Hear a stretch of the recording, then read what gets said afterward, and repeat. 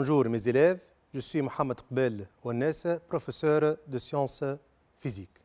Je vous rappelle que la dernière fois, on a commencé le cours des ondes mécaniques progressives. Dans cette séance, on va commencer notre séance par une introduction, ou bien nous avons commencé, si vous voulez, par un petit rappel sur ce que nous avons fait la dernière fois. Maintenant, par la suite, on va achever notre cours et finalement, on va passer à quelques applications.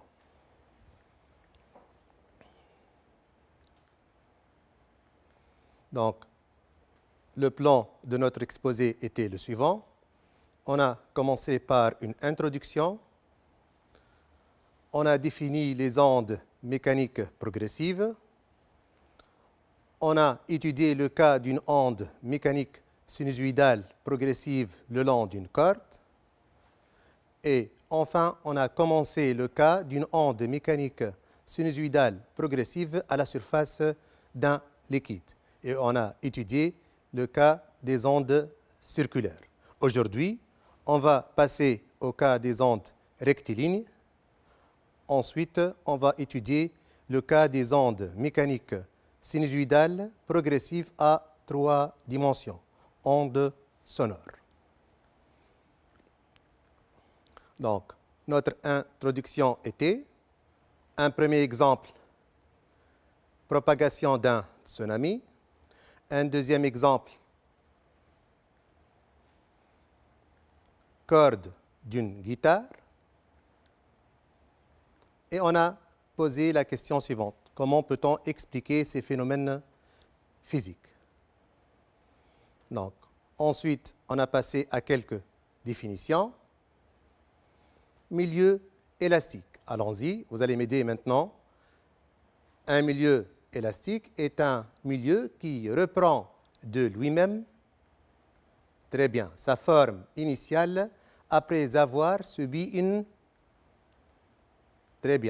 déformation brève.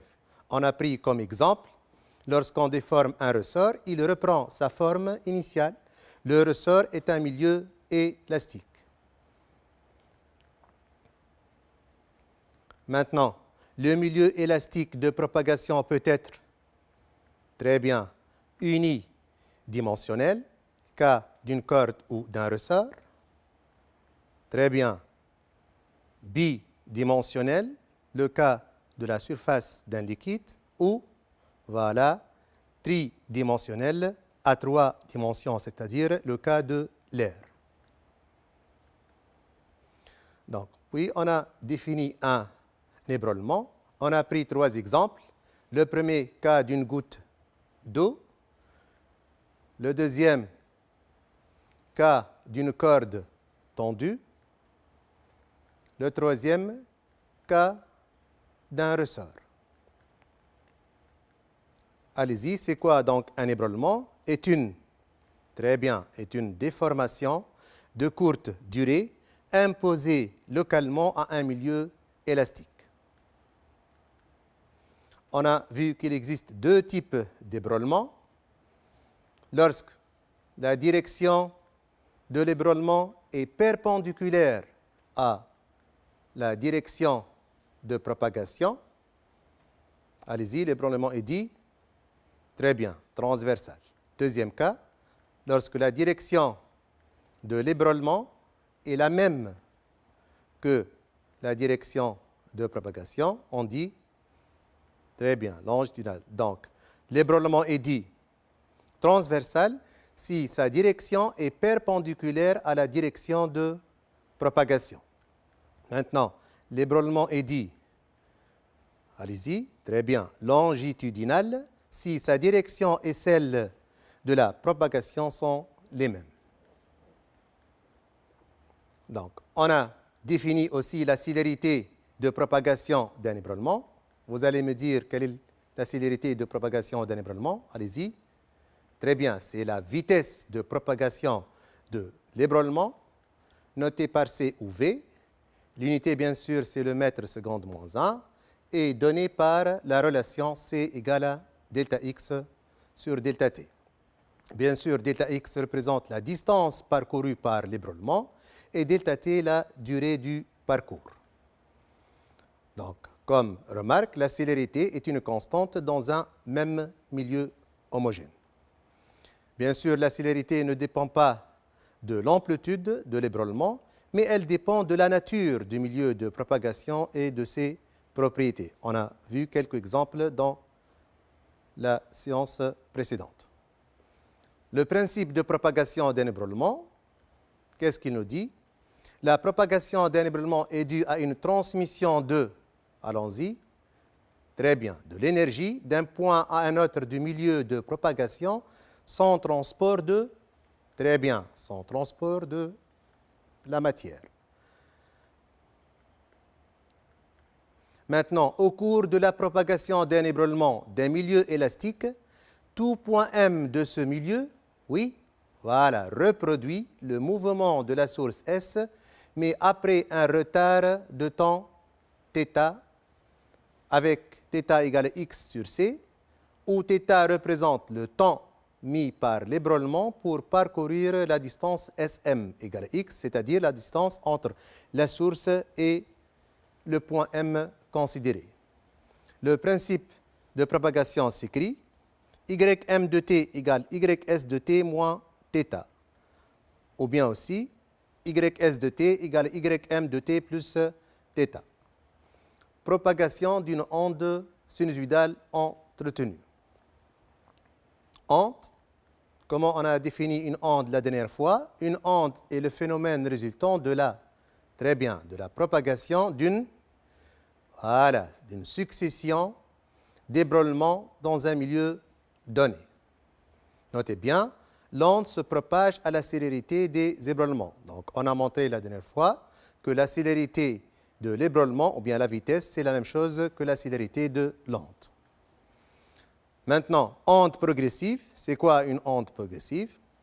Donc, toute onde se propageant dans un milieu ouvert est progressive. Donc, on a expliqué, lorsque le milieu de propagation est supposé infini ou bien illimité, dans ce cas, l'onde est dite progressive. Onde mécanique.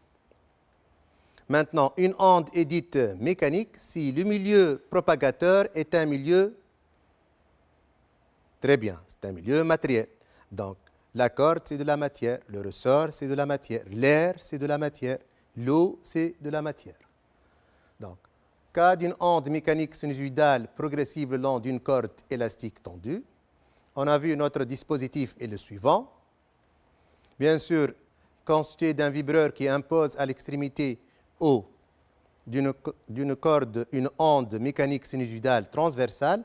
À l'autre extrémité A, la corde passe sur la gorge d'une poulie fixe sur laquelle est mise une pelote de coton afin d'éviter les réflexions possibles, pour supposer que l'onde progresse sans retour. Donc, pour supposer, donc, l'onde est progressive. Donc, à la lumière ordinaire, on a vu apparition de la corde sous forme d'une bandelette floue de largeur 2A, où A représente l'amplitude de l'onde. En éclairage stroboscopique, pour TE égale à P fois T, je vous rappelle avec TE, c'est la période des éclairs du stroboscope, c'est-à-dire, et T, la période de vibration. Donc, pour TE égale à P fois T avec P appartenant à une étoile, la corde paraît sous forme d'une sinusoïde immobile. Maintenant, pour TE légèrement supérieur à P fois T, donc PNE légèrement inférieur à N, on a dit puisque T et N sont inversement proportionnels, la corde paraît sous forme d'une sinusoïde qui avance lentement dans le sens réel de propagation de l'onde. Finalement, pour TE légèrement inférieur à P fois T, donc PNE légèrement supérieur à N, la corde paraît sous forme d'une onde sinusoïdale qui avance lentement dans le sens inverse au sens réel de propagation. Donc, on a défini une double périodicité pour une onde.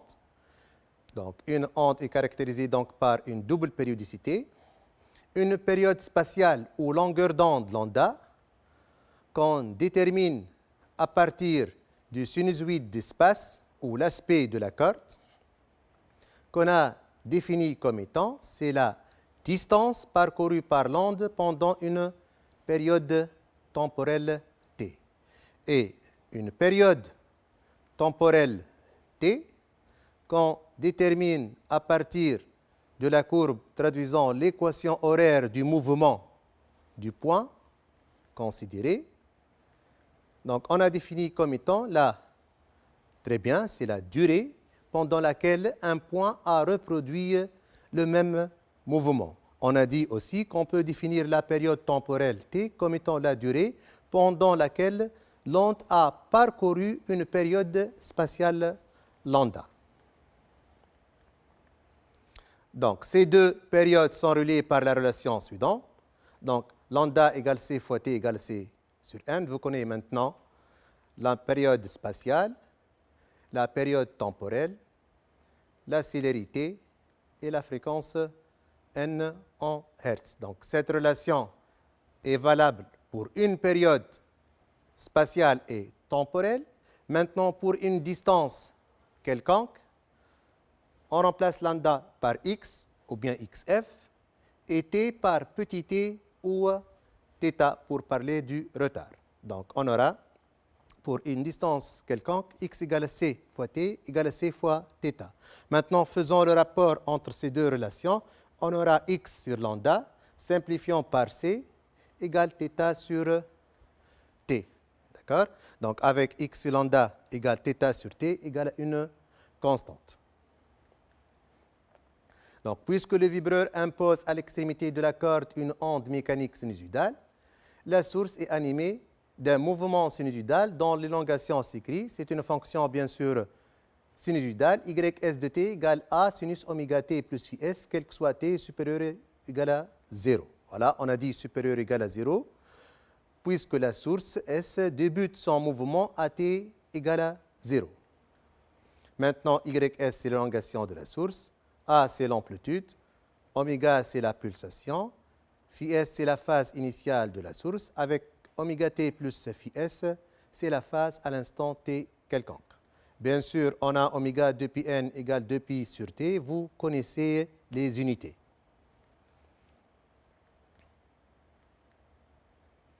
Avec, bien sûr, Ys et l'équation de la sinusoïde de temps du point source S. On a vu qu'il y a deux cas, ou bien deux possibilités. Si la source S débute son mouvement à partir de la position d'équilibre et dans le sens positif, on a les deux conditions. Ys de t égale à 0 et dérivée de Ys de t à t égale à 0 est positif. Ces deux conditions nous donnent, si vous voulez, phi s égale à 0. Donc, l'équation de la source s'écrit A sinus oméga t plus 0, bien sûr, quel que soit t supérieur ou égal à 0. Maintenant, cette équation se traduit par la courbe suivante. Vous voyez, à t égale à 0, débute le mouvement par 0 et dans le sens croissant puisque phi s égale à 0. Le deuxième cas, si la source S débute son mouvement à partir de sa position d'équilibre et dans le sens négatif, on aura la condition Ys de t égale à 0 toujours égale à 0, mais dérivée de Ys par rapport au temps à t égale à 0 est négatif. Dans ce cas, on va avoir phi s égale à pi radian. L'équation de la source s'écrit alors Ys de t égale a sinus oméga t plus pi, quel que soit t supérieur ou égal à 0. Donc, cette équation se traduit par la courbe. Vous voyez qu'à t égale à 0 débute par 0 et se déplace dans le sens décroissant. Maintenant, le principe de propagation. Donc, le principe de propagation s'écrit alors Ym de t égale Ys de t moins θ, avec θ égale x sur v, puisque le point M reproduit le mouvement de la source S, mais après un retard de temps θ. Donc, pour écrire l'équation horaire du point M, il suffit d'écrire l'équation horaire de la source et remplacer t par t moins θ. Avec, on a Ys égale A sinus oméga t plus phi s, remplaçant t par θ pour obtenir l'équation horaire de notre point M. Donc, Ym de t, A sinus oméga t moins θ plus phi s. Bien sûr, en développant ces deux termes, avec oméga, c'est 2pi sur t, on aura l'expression. Toujours, on a noté tout à l'heure le rapport. Lambda v fois t, xv fois θ. Le rapport 2 en 1 nous donne x lambda égale θ sur t. Donc, je peux remplacer ce retard θ sur t par x sur lambda. On aura alors l'expression suivante. Ym de t égale A sinus 2pi sur t moins 2πx sur lambda plus phi s, tel que ce terme moins 2πx sur lambda plus phi s représente la phase initiale du point M. Donc, phi m égale moins 2πx sur lambda plus phi s, avec x représente l'abscisse du point M considéré. Donc, l'équation horaire du point M s'écrit alors A sinus oméga t plus phi m, quel que soit t supérieur ou égal à θ, et Ym de t égale à 0 pour t inférieur à θ. Donc, faites attention, ce n'est pas comme la source, quel que soit t supérieur ou égal à 0. Donc, puisque le point M débute son mouvement après un retard de temps θ. Et pour t inférieur à θ, le point M est encore au repos. Donc, représentation maintenant du diagramme du mouvement d'un point, par exemple M2 d'abscisse x2 égale 1,5 lambda. Donc, le principe d'équation, de propagation s'écrit dans l'équation généralisée en fonction de x et t, A sinus 2pi sur t moins 2πx lambda plus phi s. Pour nous, on va représenter le diagramme du mouvement. Le diagramme du mouvement, c'est y en fonction du temps. Donc, on va laisser t variable et on va remplacer x par x2, dans notre cas, égale 1,5 lambda, par exemple. Donc, on aura Ym2 de t égale A sinus 2pi sur t moins 2πx2 sur lambda plus phi s. Donc, comme exemple, on a pris dans la dernière fois, ys de t égale 3, 10 moins 3, sinus 200 pi pour t supérieur ou égal à 0, avec bien sûr les unités, ys en mètres et t en secondes. Donc, l'équation du point M2 s'écrit dans ces conditions. Ym2 de t égale 3, 10 moins 3, sinus 200 pi plus pi, quel que soit t supérieur ou égal à θ, qui est égal à 1,5 t, avec Ym de t, bien sûr, est nul pour t inférieur à θ. Donc, les unités, toujours Ym2 en mètres et t en secondes. Donc, la sinusoïde de temps du point M2 se représente alors avec, bien sûr, l'amplitude A, 3, 10 moins 3, θ 1,5 t, on a calculé la dernière fois la période temporelle t, on aura la courbe suivante. Donc, cette courbe représente le sinusoïde du temps, Ym2 en fonction du temps. Tel qu'on a le retard de temps θ, on a en fonction du temps, c'est-à-dire cet intervalle représente la période temporelle t. Donc, faites attention là. Pour t égale à θ, on a notre courbe débute dans le sens croissant, puisque phi s égale à 0. D'après le principe de propagation, le point M2 reproduit le mouvement de la source S, mais après un retard. Or, phi s égale à 0. Donc, égale à 0. Donc, la source va dupliquer son mouvement dans le sens croissant à t égale à 0. De même pour le point M2. Il ne faut pas confondre avec phi M2. Nous, phi M2 égale à pi. Donc, pour vérifier, et juste une vérification que phi M2 égale à pi, on suppose que notre courbe débute à t égale à 0. Donc, vous voyez à t égale à 0, la courbe débute dans le sens décroissant, d'où phi M2 égale à pi radian. Donc, comme conclusion, on a vu que les sinusoïdes de temps ou les lois horaires sont les courbes y en fonction du temps. Pour t inférieur à θ, on a des fonctions nul. Pour t supérieur à θ, des fonctions sinusoïdales comme la source S. Dans notre cas, on a pris phi S égale à 0, donc tous les points débutent leur mouvement dans le sens croissant. Maintenant, la représentation de l'aspect de la corde à l'instant T2, par exemple 2,5 T, on a toujours le rapport. Avec T2, 2,5 T, simplifions par T, on trouve ce rapport égal 2,5. D'où XF égale 2,5 lambda. Maintenant, l'aspect de la corde, on revient à notre équation générale en fonction de X et T. Nous, maintenant, on cherche l'aspect de la corde. L'aspect de la corde, c'est Y en fonction de X. Dans ce cas, on va laisser X variable et on va remplacer T par T2.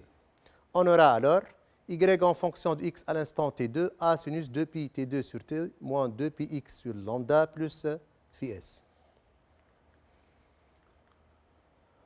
Donc, on a l'équation finale que, toujours, je vous rappelle, c'est une révision de la dernière séance. Donc, vous pouvez revenir à la dernière séance. Donc, Y en fonction de X à l'instant T2, A sinus pi moins 2pi X sur lambda, pour X inférieur à XF 2,5 lambda, est égal à 0 pour X entre XF et L, avec L la longueur de la corde. Puisque pour X supérieur à XF, les points de la corde sont encore au repos.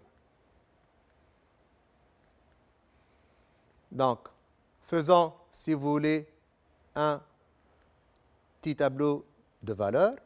Représentons ces points. L'aspect de la corde est le suivant. Donc, l'aspect, c'est Y en fonction de X. On a l'amplitude, on a XF. Donc, on a notre franc d'onde et XF égale à 2,5 lambda. Bien sûr, cet intervalle correspond à une période, dans ce cas spatiale, lambda. Donc, comme conclusion, pour les sinusoïdes d'espace, sont les courbes Y en fonction de X. Donc, pour X inférieur à XF, on a une fonction sinusoïdale. Pour X supérieur à XF, on a des fonctions nulles. On vérifie bien maintenant la partie la plus avancée de l'onde ne change pas de forme. Donc, dans notre cas, par exemple, le front d'onde est précédé par une crête, donc phi S égale à 0. La même chose pour les autres sinusoïdes d'espace. Donc, point de la corde vibrant en concordance ou bien en phase, concordance de phase ou bien en phase par rapport à la source S, on a YS égale YM. Après tout calcul fait, on a XK égale K lambda avec K appartenant à n étoile. Bien sûr, XK entre 0 et XF. Donc, XK représente bien sûr les abscisses des points M de la corde vibrant en phase par rapport à la source S. Donc, pour les points vibrants en opposition de phase, on a obtenu YS égale moins YM, d'où XK égale K plus 1 demi lambda avec K appartenant à n étoile. Maintenant, ces points, bien sûr, représentent les abscisses de points M de la corde vibrant en opposition de phase par rapport à la source S. Pour les points vibrants en quadrature retard de phase, donc on a obtenu l'expression finale XK, K plus 1 quart lambda, K appartenant à N. Et pour les points vibrants en quadrature avance de phase par rapport à la source S, on aura X K égale K moins 1 quart lambda.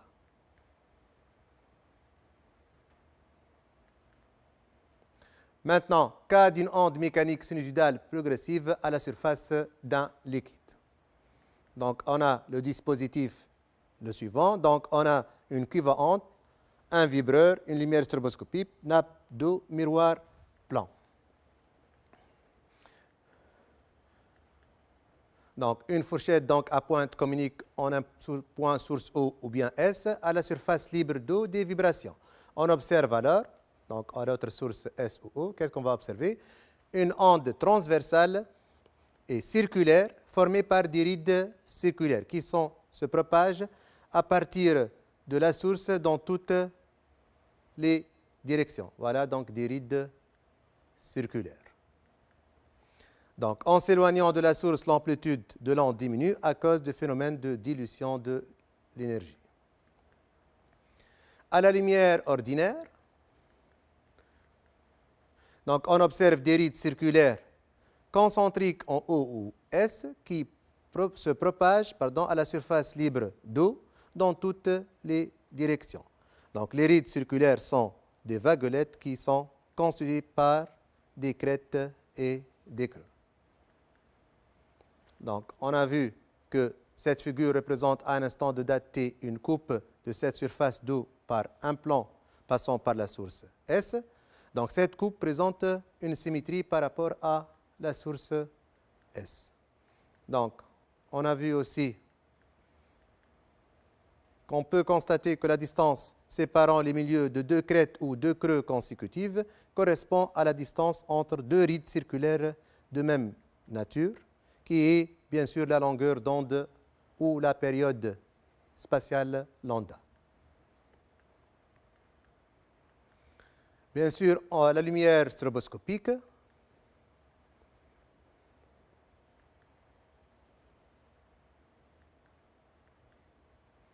donc à la lumière stroboscopique, qu'est-ce qu'on observe pour TE égale à P fois T? On observe une immobilité apparente des rides circulaires centrées en haut qui sont régulièrement espacées de la longueur d'onde lambda. On a vu aussi la dernière fois que tous les points de la surface d'eau appartenant à une même ride circulaire ont le même état vibratoire. Ils vibrent en phase et avec la même amplitude. Pour TE légèrement supérieur à P fois T, bien sûr, un mouvement apparent ralenti des rides circulaires dans le sens réel de propagation. Et pour TE légèrement inférieur à P fois T, on observe un mouvement apparent ralenti des rides circulaires et dans le sens inverse au sens réel de propagation. Donc, on va maintenant passer aux ondes rectilignes. Donc, on va voir notre expérience. Le dispositif vu en classe qui permet d'étudier la propagation d'une onde à la surface de l'eau s'appelle une cuve à ondes. Cette cuve à ondes présente en hauteur une source de lumière qui peut se transformer en un stroboscope, c'est-à-dire une source de flash lumineux dont on peut régler la fréquence. Cette lumière est envoyée vers la surface de la cuve, surface sur laquelle on a déposé un certain volume d'eau, ce qui correspond à une certaine épaisseur d'eau. Un pulseur d'air envoie régulièrement de l'air, créant ainsi une onde transversale qui se propage à la surface de cette eau. On peut également régler la fréquence de l'air pulsé. Au fond de la cuve, un miroir incliné à un angle de 45 degrés renvoie la lumière qui a traversé cette épaisseur d'eau vers un écran dépoli, vertical, qui nous permet ainsi de visualiser une succession de franges claires et de franges sombres qui correspondent respectivement à un creux et à un sommet de la vague qui se propage périodiquement. Donc, on remplace la pointe de la lame vibrante par une réglette. Donc, notre lame vibrante, on va la remplacer par une réglette. La réglette munie d'un vibreur peut produire à la surface libre de la nappe d'eau une onde rectiligne sinusoïdale. Donc, vous voyez les rides rectilignes.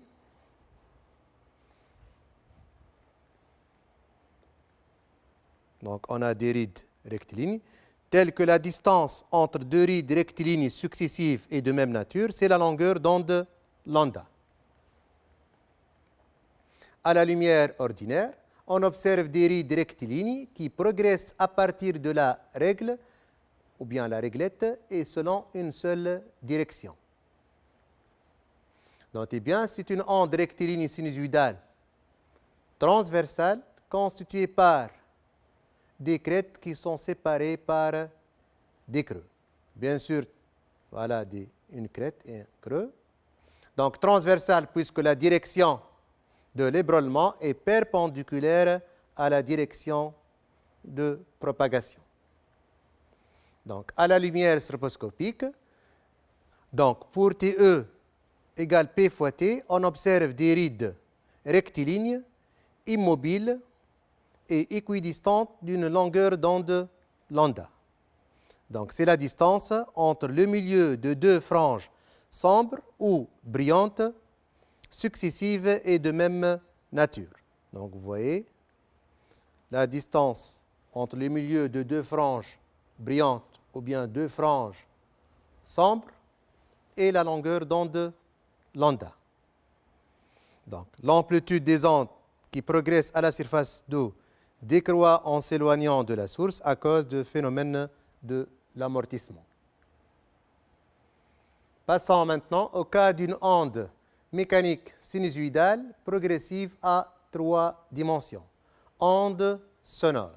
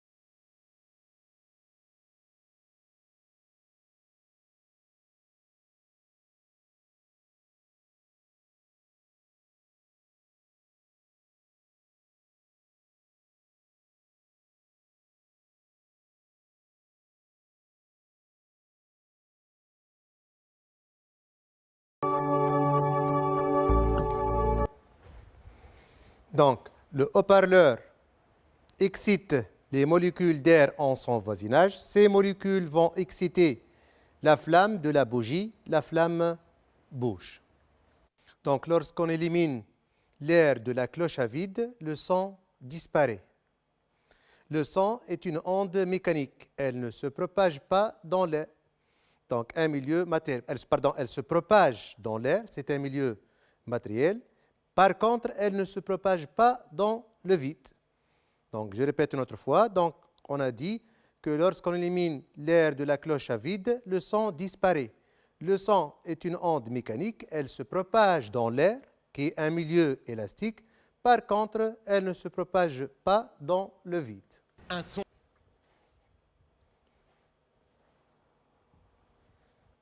Donc, vous voyez que la direction de l'ébranlement est la même chose que la direction de propagation. Bien sûr, on a choisi une seule direction, mais le son se propage dans toutes les directions.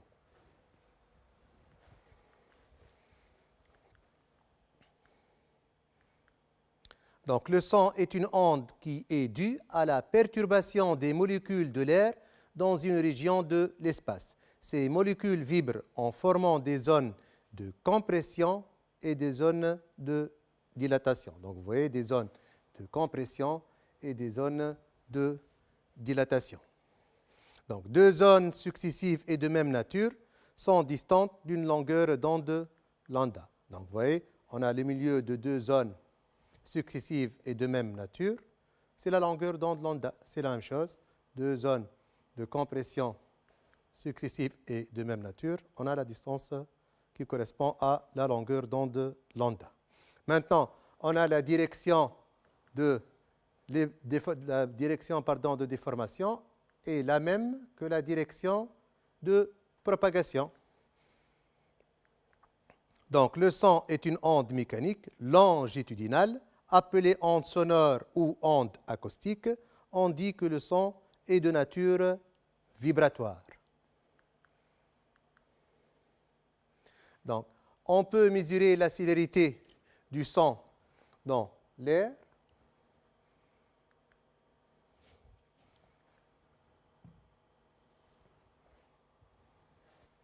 Donc, on considère le dispositif suivant, constitué par un GBF qui impose une tension sinusoïdale à un haut-parleur. Le haut-parleur joue le rôle de l'émetteur, il va émettre l'onde sonore. On a deux récepteurs qui sont un microphone 1 et un microphone 2 qui sont connectés à un oscilloscope. Soit le microphone en rouge correspond à l'oscillogramme en rouge, le microphone en bleu qui correspond à notre oscillogramme en bleu. Choisissons par exemple la distance D entre les deux microphones égale 7,1 cm. On a la longueur d'onde lambda, c'est 10, 20, 30, c'est à peu près 34 cm. La célérité V, c'est quoi? C'est la distance sur la durée. Maintenant, la durée, on va déterminer à partir de décalage horaire. On a les périodes 5 divisions, 1, 2, 3, 4 et 5. Chaque division, c'est 0,2 millisecondes. D'accord? Donc 5 fois 0,2, donc la période, c'est 1 milliseconde. La même chose pour le deuxième oscillogramme. On a 5 divisions aussi. Le décalage horaire qu'on peut noter par taux, c'est une seule division, c'est-à-dire 0,2 millisecondes.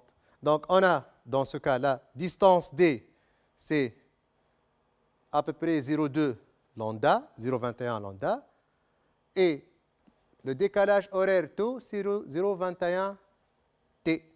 Maintenant, la célérité, c'est la distance sur la durée, 0,21 lambda sur 0,21 T.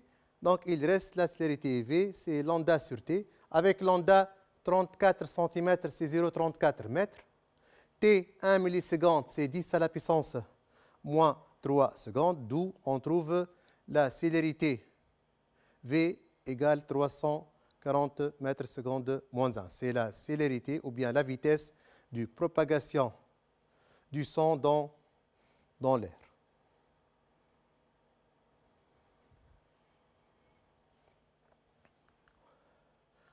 Donc voilà, avec ce dispositif, si vous voulez, on peut mesurer la vitesse du son dans l'air. Comme une remarque, normalement, pour avoir des valeurs précises, les deux microphones et le haut-parleur doivent être sur la même droite, c'est-à-dire le haut-parleur et les deux microphones sur la même droite. Vous voyez que c'est une animation juste pour vous expliquer le phénomène physique. Maintenant, avec cette expérience, on peut déterminer la célérité V de propagation du son dans l'air par la relation la distance V fois delta T. Donc, la vitesse ou bien la célérité, c'est D sur delta T. Avec delta T, on a noté par taux. Donc, D égale 0,2 lambda. Taux égale 0,2 T. En simplifiant par 0,2, il reste lambda sur T, donc 0,34 sur 10 moins 3, c'est 340 mètres secondes moins 1.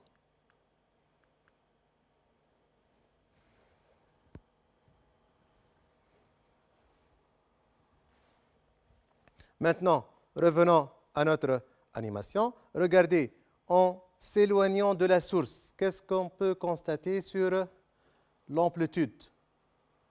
Donc, vous voyez, en s'éloignant de la source, l'amplitude de l'onde diminue, c'est à cause de phénomènes de dilution d'énergie. Maintenant, regardez ici, je vais prendre un cas particulier où la distance D entre les deux microphones égale à la longueur d'onde lambda. Donc, vous voyez, lorsque la distance T entre les deux microphones égale la longueur d'onde lambda, je peux constater que les deux oscillogrammes sont en phase. Maintenant, on va choisir la distance D de lambda.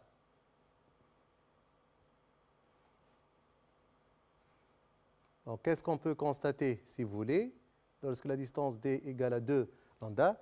Les deux oscillogrammes sont en phase aussi pour la deuxième fois, bien sûr, avec une diminution de l'amplitude puisqu'on s'éloigne plus de la source. Maintenant, si je vais choisir la distance D entre les deux microphones,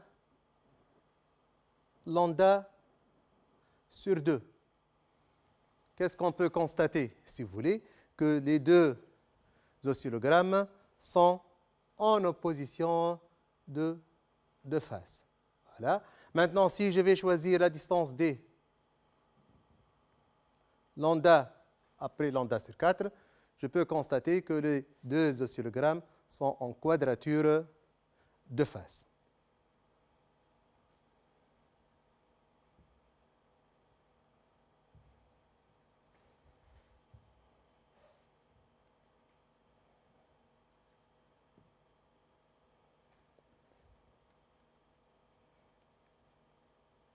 هذه ما باش تسكر بلا لحظة.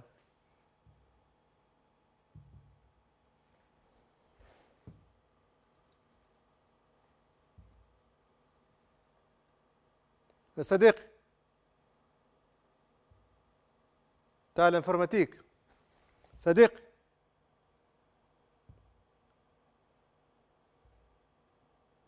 صديقي تاع الانفورماتيك،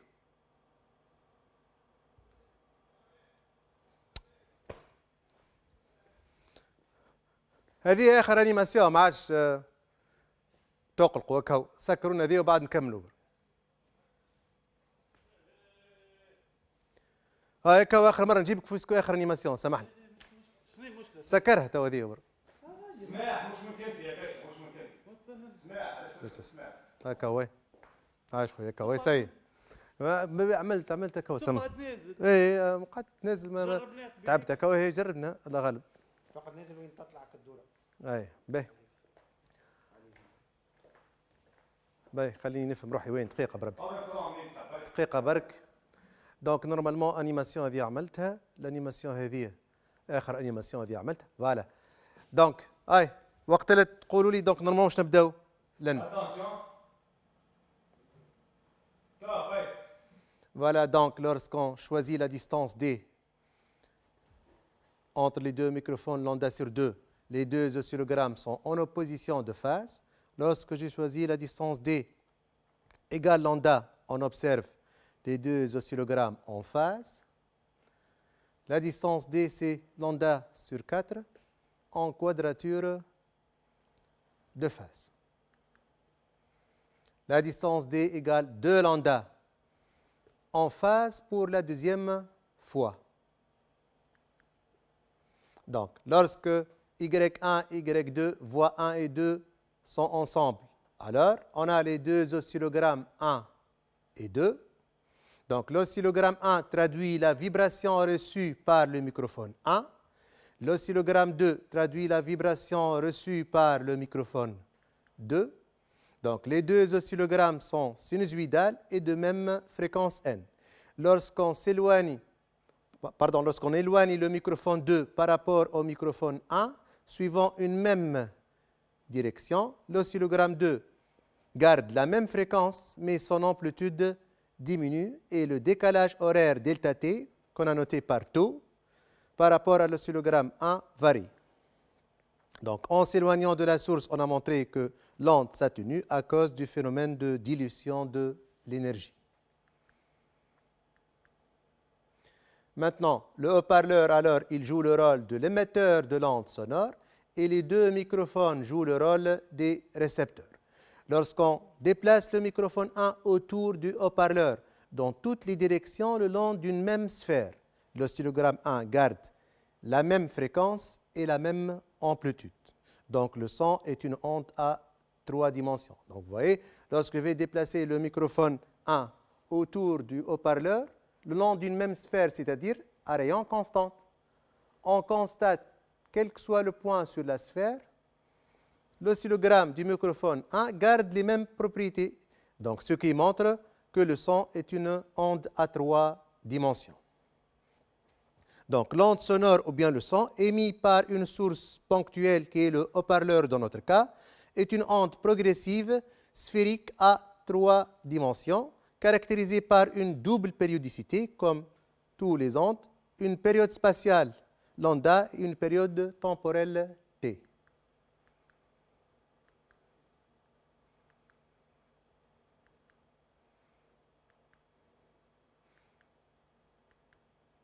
Donc, prenons donc la longueur du déplacement du microphone 2 par rapport au microphone 1, au bout de laquelle le décalage horaire est delta t égale t sur 2. On aura la distance d, v fois delta t, avec delta t, t sur 2. Or, v fois t, c'est lambda.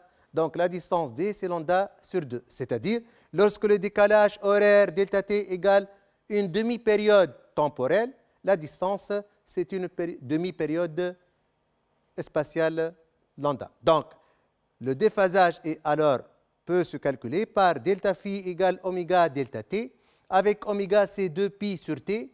Simplifions par 2 et par t, on obtient le déphasage égale pi radian. Donc, les deux oscillogrammes 1 et 2 sont en opposition de phase que nous avons obtenue sur l'écran de notre oscilloscope. Maintenant, la longueur du déplacement du microphone 2 par rapport au microphone 1, au bout de laquelle le décalage horaire est delta t égale t. Et d égale de la même manière v fois delta t avec delta t dans notre cas égale à t, d'où on trouve la distance d égale à lambda. Donc, lorsque le décalage horaire est une période temporelle, la distance c'est une période spatiale. Le déphasage est alors par la même relation delta phi oméga delta t égale 2 pi sur t fois t. Simplifions par t, on trouve 2 pi.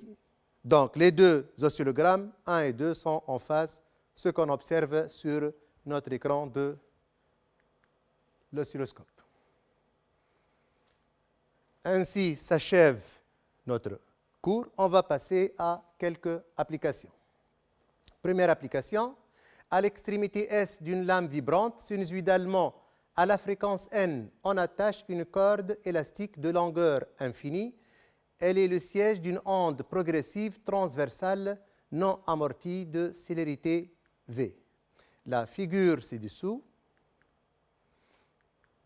Donc, la figure ci-dessous montre deux courbes 1 et 2. L'une représente le diagramme du mouvement d'un point M1 d'abscisse X1 dans le repère SI et l'autre donne l'aspect de la corde à la date T0.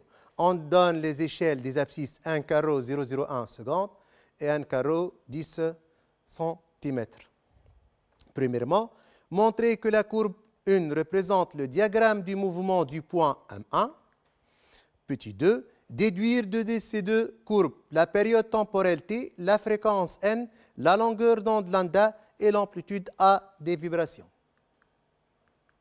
Troisièmement, petit a, montrer que la célérité de propagation de l'onde a pour valeur V égale 10 mètres seconde moins 1. Petit b, déterminer l'abscisse X1 et l'instant T0. Quatrièmement, le mouvement de S débute son mouvement à l'origine des dates t égale à 0. Petit a, déterminer l'équation horaire du mouvement de la source S. Petit b, en déduire Ym1 de t, celle du mouvement du point M1. Petit c, comparer l'état vibratoire du point M1 par rapport à la source S. Cinquièmement, déterminer graphiquement le nombre et les abscisses des points qui vibrent en opposition de phase avec la source S à l'instant T0. Sixièmement, on éclaire la corde avec un stroboscope à fréquence NE variable. Qu'observe-t-on pour NE 50 Hz, NE 49 Hz et NE 51 Hz? Donc, revenons à la première question. Donc, montrer que la courbe 1 représente le diagramme du mouvement du point M1. Donc, pour montrer que la courbe 1 représente le diagramme du mouvement du point M1, il suffit d'énoncer le principe de propagation qui nous dit le point M1 reproduit le mouvement de la source S, mais après un retard de temps θ1. Donc, on a, si vous voulez, d'après le principe de propagation, le point M1 reproduit le mouvement de la source S, mais après un retard θ1 égale x1 sur V. Donc, la courbe 1 représente le diagramme du mouvement du point M1. Et par la suite, la courbe 2 traduit l'aspect de la corde à l'instant de date T0. Donc, puisque diagramme de mouvement du point M1, c'est la courbe Y en fonction du temps. Et la courbe 2, l'aspect de la carte à T0, donc la courbe Y en fonction de X. Deuxièmement, déduire de ces deux courbes la période temporelle T, la fréquence N, la longueur d'onde lambda et l'amplitude A des vibrations. Pour déterminer la période temporelle T, on s'intéresse à la courbe 1, Y en fonction du temps.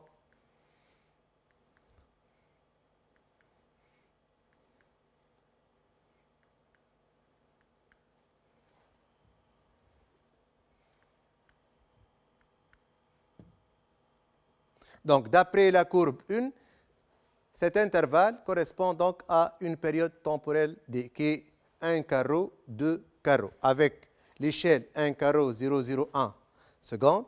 Donc, T égale 2 fois 0,01, c'est 2 10 moins 2 secondes. Maintenant, pour la fréquence N, on a N égale 1 sur T, avec T égale 2 10 moins 2 secondes. Donc, la fréquence N, c'est 50 Hz. Maintenant, pour la longueur d'onde lambda, on s'intéresse à la courbe 2. Donc, d'après la courbe 2, on a cet intervalle qui correspond à la longueur d'onde lambda. De même, on a deux carreaux. Chaque carreau, c'est 10 cm, d'où lambda égale 2 fois 10 10 à la puissance moins 2 mètres égale à 0,2 mètres.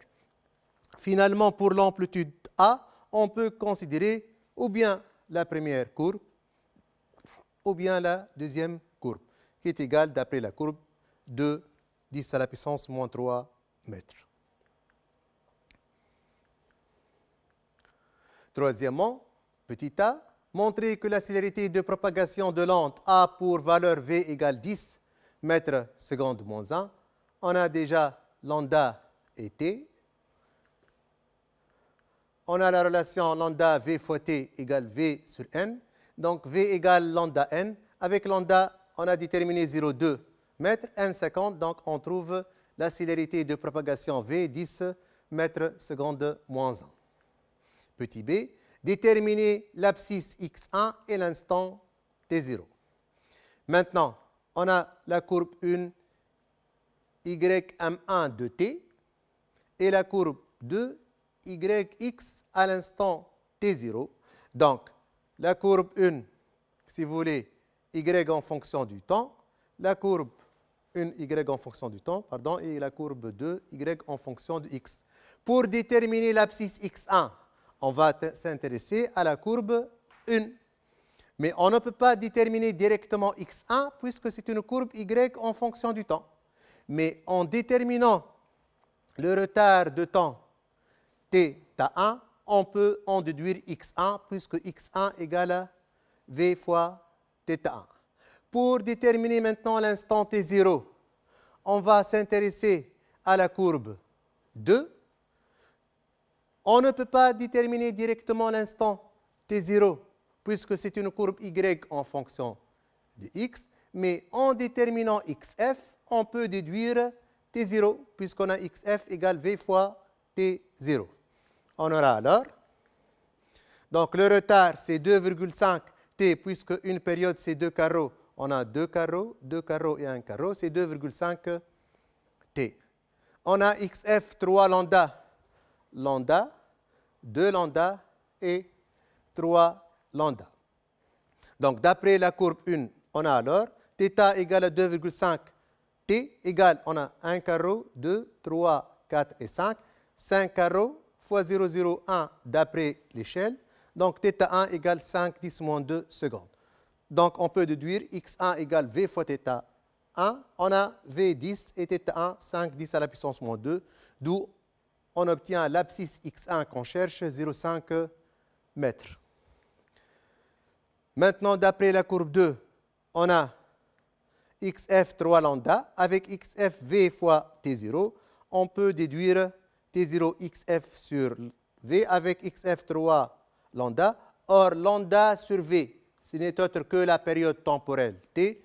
Donc, égale 3 fois 2 10 moins 2, on trouve t0 égale 6 10 à la puissance moins 2 secondes. Quatrièmement, le mouvement de S débute son mouvement à l'origine des dates t0 t égale à 0 pardon, secondes. Petit a, déterminer l'équation horaire de mouvement de la source S. On a, nous, l'équation horaire du point M1, la courbe YM1 de t, comme suit. D'après le principe de propagation, on a le point M1 reproduit le mouvement de la source S, mais après un retard de temps θ1. Donc, pour représenter le diagramme de mouvement de la source S, il suffit de translater selon l'axe de temps et dans le sens négatif, YM1 de θ égale à 2,5 t. Donc, on a θ1 égale 2,5 t. Donc, d'après le principe de propagation, on a dit, puisque le point M1 reproduit le mouvement de la source S, mais après un retard θ1 égale à 2,5 t. Donc, pour représenter le diagramme du mouvement de la source S, il suffit de translater celui de M1 selon l'axe des temps et dans le sens négatif de θ1 égale 2,5 t. En faisant la translation, on obtient la courbe YS de t. Maintenant, on va utiliser cette courbe pour écrire l'équation horaire de la source. Donc, la courbe de l'élongation de la source, c'est une fonction sinusoïdale qui s'écrit dans le cas général, ys de t égale a sinus oméga t plus phi s, quel que soit t supérieur ou égal à 0. Voilà. Donc, d'après la courbe, on peut déterminer l'amplitude a. Donc, a égale 2×10⁻³ mètres. On a oméga 2 pi n, on connaît n 50 Hz, donc on trouve 100 pi radians seconde moins 1.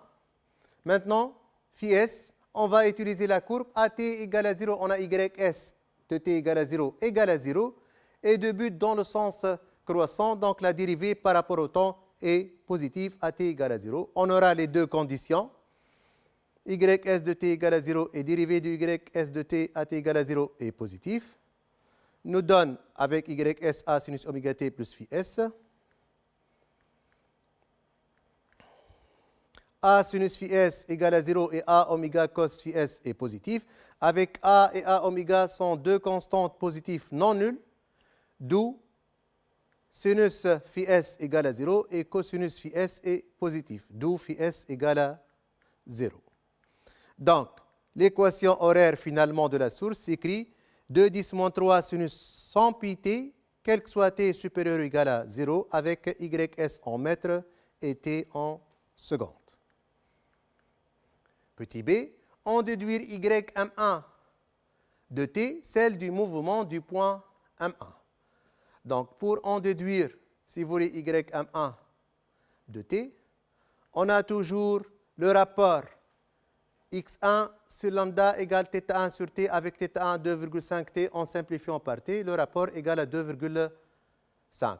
Donc, d'après le principe de propagation, on a ym1 de t égale ys de t moins θ1. Donc, pour écrire l'équation horaire du point M1, il suffit de remplacer dans l'équation horaire de la source t par t moins θ1.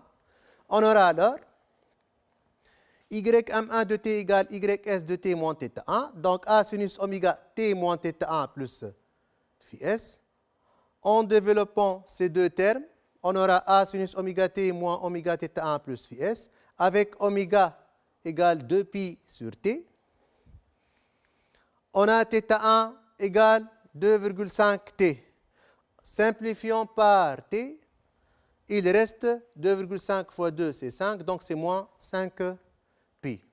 Donc, avec phi s égale à 0, on aura a sinus oméga t moins 5 pi plus 0. Avec moins 5 pi, je peux écrire comme étant moins 4 pi moins pi. Or, moins 4 pi, c'est 2 k pi. Donc, ym1 de t égale a sinus oméga t moins pi. Or, moins pi, c'est la même chose que pi. Donc, on a l'amplitude oméga, d'où l'expression finale de l'élongation du point M1, ym1 de t, 2×10⁻³ sinus 100 pi t plus pi, quel que soit t supérieur ou égal à θ1, 2,5 t. Ym1 de t égale à 0 pour t inférieur à θ1 égale à 2,5. Bien sûr, les unités Ym1 en mètres et t en secondes. Petit c, comparer l'état vibratoire du point M1 par rapport à la source S. Pour comparer l'état vibratoire de M1 par rapport à la source S, il suffit de déterminer le déphasage entre ces deux points.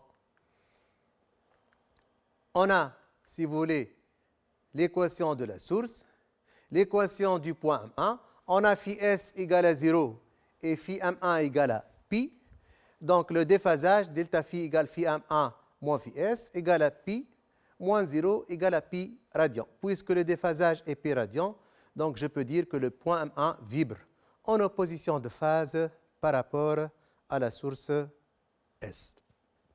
Maintenant, on peut comparer l'état vibratoire de M1 par rapport à la source S en, si vous voulez, se basant sur delta X.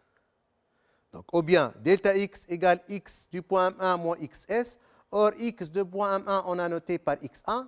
XS, c'est la source, donc égale à 0. Donc, il reste X1. Or, X1, on a déjà déterminé ces 0,5 mètres que je peux écrire sous la forme 2,5 fois 0,2. Avec 0,2, c'est lambda. Donc, on trouve 2,5 lambda qui peut s'écrire sous la forme de 2 lambda plus 0,5 lambda. Donc, c'est-à-dire 2 lambda plus lambda sur 2. Si je peux mettre lambda en facteur, je trouve 2 plus 1 demi lambda qui s'écrit de la forme k plus 1 demi lambda. Or, lorsque delta x égale k plus 1 demi lambda, je peux conclure que le point M1 vibre en opposition de phase par rapport à la source S. Maintenant, je peux déterminer aussi le déphasage delta phi en utilisant les courbes de M1 et de S. On a le décalage horaire, c'est T sur 2, avec delta phi égale oméga delta T. Oméga, c'est 2pi sur T, et delta T, dans notre cas, égale T sur 2. Simplifiant par T et par 2, on trouve delta phi égale à pi radian, d'où M1 vibre en opposition de phase par rapport à la source S. Cinquièmement, déterminer graphiquement le nombre et les abscisses des points de la corde qui vibrent en opposition de phase par rapport à la source S à l'instant T0. Donc, on a l'aspect de la corde à l'instant T0. Donc, les points qui vibrent en opposition de phase par rapport à la source S correspondent à xk égale k plus 1 demi lambda, que je peux noter k lambda plus lambda sur 2. D'accord? Donc, c'est une formule de cours, bien sûr. Avec xk inférieur à xf, puisque pour x supérieur à xf, ces points sont en état de repos, ne vibrent pas. Maintenant, si je vais prendre le cas où k égale à 0, donc on trouve lambda sur 2, k égale à 1, lambda plus lambda sur 2, 3 demi lambda, k égale à 2, 2 lambda plus lambda sur 2, si vous voulez 5 demi lambda. Faites attention, je ne peux pas prendre k égale à 3, puisque pour k égale 3, on trouve 3 lambda plus lambda sur 2, c'est supérieur à xf. Donc, on a pour k égale à 0, x0 par exemple lambda sur 2, k égale à 1, x1 lambda plus lambda sur 2, c'est 3 demi lambda, et k égale à 2, x2, 2 lambda plus lambda sur 2, c'est 5 demi lambda. Donc, on a la source. Donc, pour k égale à 0, donc on a lambda sur 2. Voilà, donc lambda, ce premier point, je vais l'appeler par exemple M1, d'abscisse x M1 lambda sur 2. Deuxième point, k égale à 1, lambda sur 2 plus lambda. On a déjà lambda sur 2. J'ajoute lambda pour trouver le deuxième point M2. Maintenant, pour k égale à 2, lambda sur 2 plus 2 lambda, lambda sur 2, lambda et 2 lambda pour trouver le troisième point. Je vais appeler M3. Donc, les trois points M1, M2 et M3 d'abscisse respective xm1 égale lambda sur 2 égale à 0,1 mètre, puisque lambda égale à 0,2 mètre, xm2 3 demi-lambda égale 0,3 mètre, et xm3 5 demi-lambda égale à 0,5 mètre, vibrent en opposition de phase par rapport à la source S à l'instant t0. Maintenant, on a répondu à la question graphiquement. Comme remarque, si vous voulez, je peux déterminer analytiquement ces 3 points. Donc, les points de la corde vibrant en opposition de phase par rapport à la source S à l'instant t0 vérifient, si vous voulez, la relation xk, k plus 1 demi-lambda avec k appartenant à n et xk, bien sûr, entre 0 et xf. Dans notre cas, xf égale 3 lambda. On va remplacer l'expression de xk, simplifiant par lambda de part et d'autre. Voilà. Mettons n demi de part et d'autre. On trouve k entre moins 0,5 et 2,5. Les valeurs entières naturelles entre moins 0,5 et 2,5 sont 0, 1 et 2. Revenons à notre relation. Remplaçons k par 0, 1 et 2. On obtient ce tableau. Pour k égale à 0, on trouve lambda sur 2. K égale à 1, lambda plus lambda sur 2, c'est 3 demi-lambda. Et k égale à 2, on trouve 5 demi-lambda. D'où il existe 3 points de la corde, M1, M2 et M3, d'abscisse respective xm1 lambda sur 2, xm2 3 demi-lambda et xm3 5 demi-lambda qui vibrent en opposition de phase par rapport à la source S à l'instant t0. Sixièmement, on éclaire la corde avec un stroboscope à fréquence NE variable qu'observe-t-on pour NE 50 Hz, NE 49 Hz et NE 51 Hz. On a, si vous voulez, la relation de cours TE égale à P fois T ou bien P fois NE égale N. Donc, P égale N sur NE. Donc, premier cas pour NE 50 Hz, on aura P N sur NE 50 sur 50, c'est 1. Donc, c'est un entier naturel. Donc, je peux conclure pour NE 50 Hz, la corde paraît sous forme d'une sinusoïde immobile. Deuxième cas, NE 49 Hz. De la même manière, N sur NE nous donne 1,02, légèrement supérieur à 1. Donc, PNE légèrement inférieur à N. Dans ce cas, la corde paraît sous forme d'une sinusoïde qui avance lentement dans le sens réel de propagation de l'onde.